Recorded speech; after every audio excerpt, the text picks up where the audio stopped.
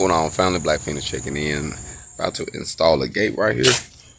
The nice masonry came through here and put this wall column up. It's a pretty good, nice column they did. And they put the pieces in here to make it easy for when we set our gates. They pre-set it for us.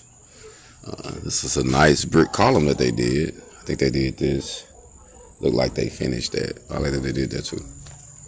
But they did a great, yeah, they did that too. This whole section, what they put, and I think they said they charged $2,000 just to do this and that, and that's kind of expensive. But if you think about it, that's some pretty good work though. So they knew what they was doing.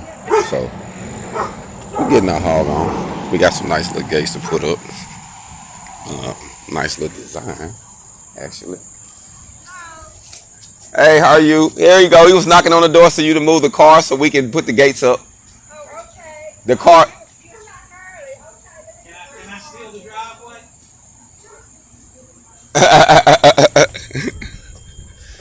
So y'all, these here. That's what we putting up. These pretty nice. I like this design too, Sam. I like it.